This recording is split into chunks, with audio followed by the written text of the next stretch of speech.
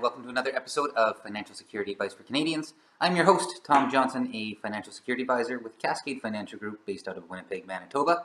My topic of the day is Registered Education Savings Plans, commonly known as RESPs. They're a unique financial planning tool available only in Canada. It's a program for saving for further education. A lot of people, when they have kids or when they have grandkids, go out and open an RESP for those people wanting to help save for their education, but they largely don't know what they're getting. They know it's a great program, it's got education right there in the title, so it has to be the right thing, but aren't totally sure what the benefits are, and there are some pitfalls actually out there in the industry that I really think people should try and avoid. So today, my goal is to help elaborate on what an RESP is, how it works, why you should use one, and what to watch for when going out and signing one up for a member of your family. So what is an RESP?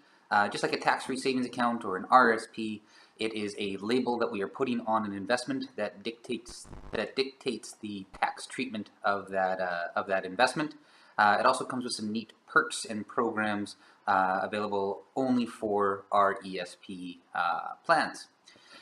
You need two parties to open an RESP. The first one is called a subscriber. That is the person who owns, operates, and opens up the plan.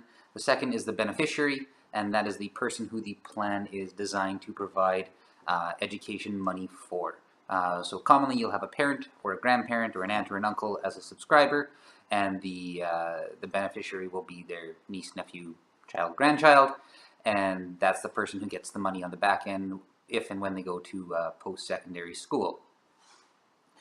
What sets RESPs apart from other plans? Well, basically the biggest one is the Canada Education Savings Grant, known as the CESG. That is a program where for every dollar that you contribute to a plan on behalf of an eligible beneficiary, the government matches 20%. That is a free 20% guaranteed return on your investment. That's incredibly hard to beat. There's no tax consequences immediately for the money going into the plan. If you put in $100, you get $20 matched on the spot. There are caps. If you put in $2,500 a year, the government will match $500, and that is an annual maximum amount that you can earn for the CESG grant in a year. But over the lifetime, if you start one for a newborn or a 1-year-old up until the age of 18, you can earn a lot of grant money in that time period.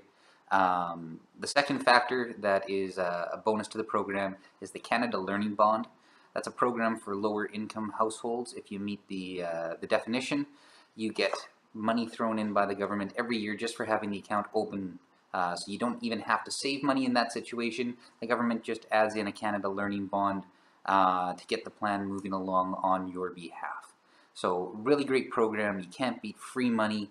There's no investment out there that gets you a guaranteed free 20% return, plus more if you're a qualifying low-income household.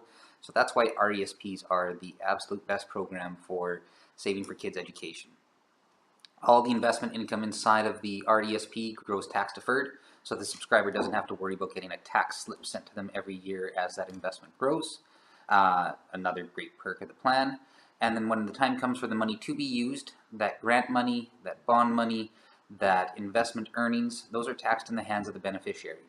Now you might think getting taxed is a bad thing, but in this case when somebody's in school, whether full-time or part-time, between textbook credits and tuition credits, not being able to work as much because they are enrolled in an education program, their taxable income is largely going to be on the low end, and they'll pay little to no tax on the grant earnings as they're received. So awesome, fantastic program. If your child, the beneficiary, doesn't go to school, your options are to move the money to another blood relative who is eligible to use the money for post-secondary education, or you can roll back over your contributions into your RSP, and you're going to forfeit the government grants just because those are intended to be used for education purposes. And if the beneficiary is not going to school, well, the government's going to take that money back. So that's an RESP in a nutshell. Again, I can't say it enough. It's the absolute best program for saving for a child's future education. And if that's an important goal for you, then you should definitely have one open for those family members in your life. Now, what to watch for in the industry. There are programs out there called pooled RESPs. That's kind of the first red flag, and I strongly encourage anyone who has presented one or who currently owns one to read the fine print. The fees on them are often quite high. I've seen scenarios where the first $500 somebody's contributed in a year loses 350 of those dollars to fees.